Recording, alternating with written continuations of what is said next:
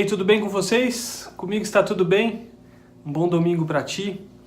Hoje eu venho dar continuidade ao vídeo que fiz na semana passada, onde falava sobre a escola pública, em especial um recado para pais e filhos da escola pública. Foi mais ou menos uma espécie de puxão de orelha em relação ao envolvimento que é necessário por parte dos pais e das crianças para que tenham bons resultados na vida, aqueles que fazem uso da escola pública. Hoje eu quero falar em especial aos trabalhadores da educação. Eu escuto com muita frequência uma frase, quase um mantra, muito mal feito, muito mal pensado e muito pouco refletido. E muitos educadores, inclusive, compartilham essa ideia, às vezes na rede social. Eles colocam, e você talvez já leu isso, e até concorda. E hoje eu vim refletir contigo sobre esse tema. Colocam assim: a escola ensina, a família é que educa. Essa ideia de que cabe à escola ensinar e à família educar, ela tem um fundo de verdade. De fato, a família ela é a responsável primária da educação das crianças. É em casa em que os grandes valores, o relacionamento com o irmãozinho, com o vizinho, o respeito com o pai e com a mãe, não pode fazer isso, faça a tarefa. Bem, essas coisas acontecem em casa, elas se dão inicialmente em casa. Então é verdade que a família educa.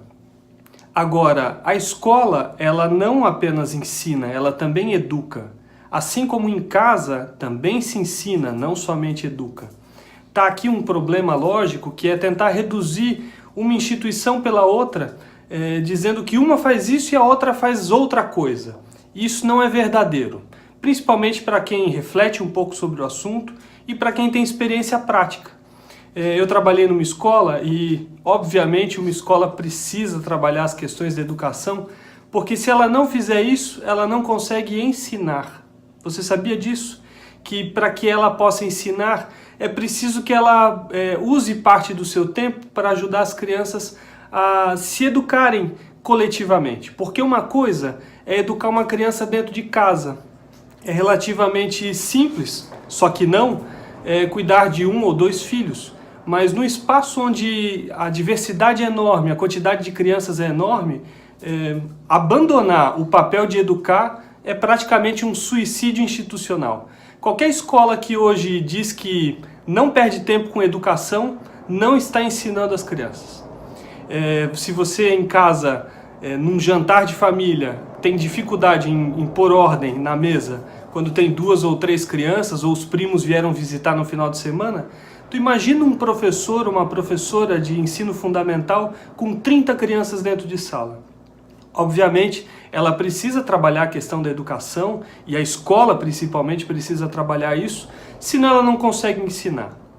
É tão verdade isso que eu estou dizendo, que, primeiro, um dado bastante importante: os professores, os educadores, os trabalhadores da educação são uma das profissões no país que mais se afastam por problemas de saúde. Você sabia disso?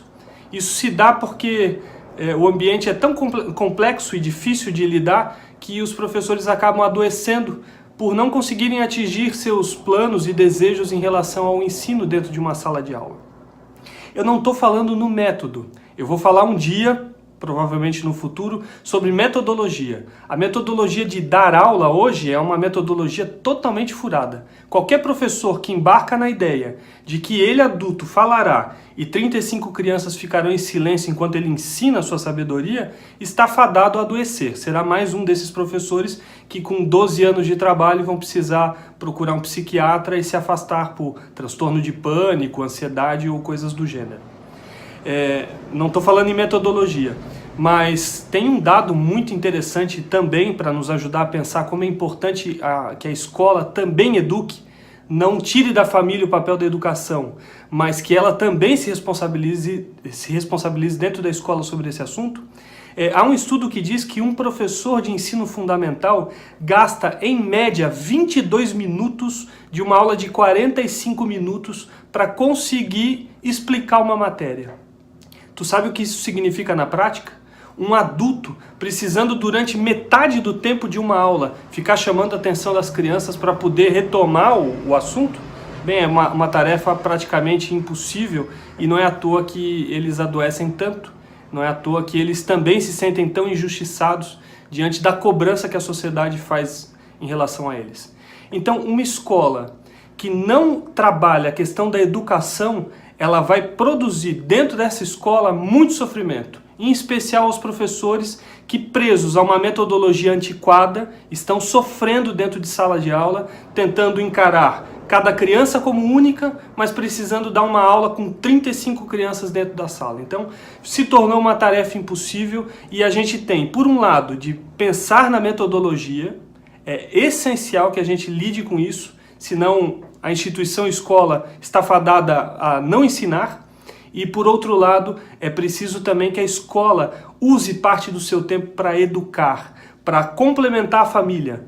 Porque não adianta nada, a família faz seu empenho ali com 2 ou 3 crianças dentro de casa, faz um empenho de colherinha e chega na escola, a escola não trabalha a questão da educação, não se preocupa com esse eixo e aí sai de carrinho de mão. A educação que é posta de colherinha sai de carrinho de mão na escola. Não é à toa, eu recebi dezenas de pais que me diziam lá no início do meu trabalho, diziam assim: olha, o meu filho em casa não é assim. Ele é bem diferente. É óbvio que é bem diferente, né? Diante do pai e da mãe, de 2 ou 3 crianças, dentro de um lugar totalmente controlado, é muito mais fácil. Agora, num ambiente onde 35 crianças precisam ficar em silêncio durante 4 horas para ouvir, às vezes, um conhecimento da qual elas não estão nem prontas para aprender, aí é uma tarefa muito mais difícil. Eu sempre dei muita atenção à questão da educação, para além da questão do método e do ensino, e eu quero compartilhar contigo uma experiência que fiz na escola do 30 Réis, que para mim é muito marcante e mostra muito bem como é importante educar, como educar é uma atividade complementar à família e que a escola não pode fugir dessa tarefa. Quando eu cheguei lá na escola do 30 Réis, era praticamente impossível reunir todos os alunos, os 300 alunos de um turno, para poder conversar sobre algum assunto da escola. Praticamente impossível. Era preciso agir como se a gente sabe das escolas, fica um adulto gritando igual um louco, mandando as crianças calarem a boca e para poder falar qualquer coisa. Bem, quando eu entrei lá, eu pensei, eu não posso ser mais um desses, eu preciso fazer diferente.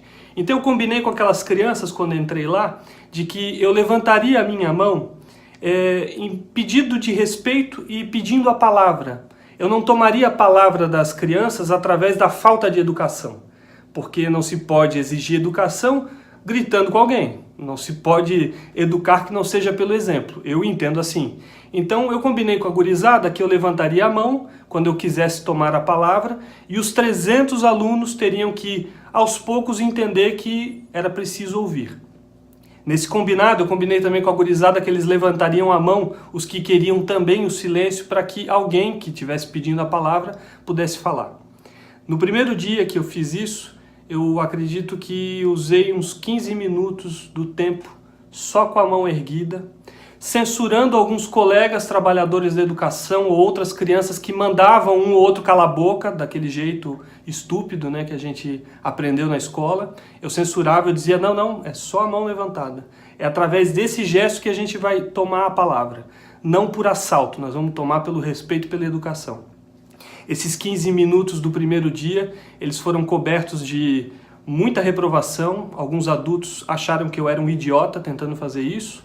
Eu me senti, de certa forma, constrangido por ter dificuldade de fazer essa situação acontecer. Durou 15 minutos, eu precisei trocar o lado da minha mão algumas vezes e, por fim, consegui, naquele dia, no primeiro dia, estabelecer um diálogo sem ter que mandar nenhuma criança calar a boca.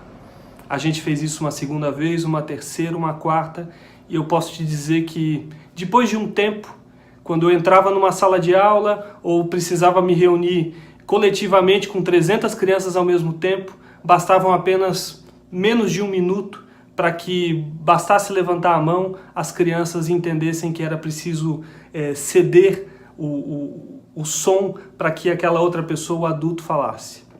Isso é uma situação educativa e que a gente precisa trabalhar com as crianças a fim de que elas também sejam os adultos que conquistem os espaços públicos de uma forma inteligente, sem ignorância, baseado em conhecimento científico, coisas que a gente hoje sente tanta falta.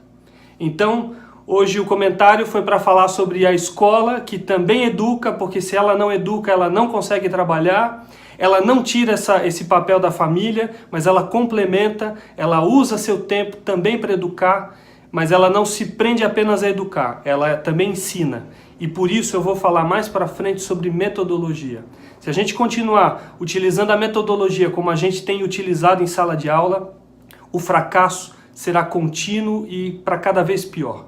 Então a metodologia é um assunto que a gente vai ter que conversar seriamente, porque esse é um dos grandes pontos que tem produzido tanta ignorância no nosso país. Então eu espero que na próxima semana ou em outra semana, quando eu for tratar desse assunto de metodologia, que tu acompanhes muito bem, porque isso diz respeito ao futuro das nossas crianças. Um abraço para ti e até mais no próximo comentário de Arthur Fabeli.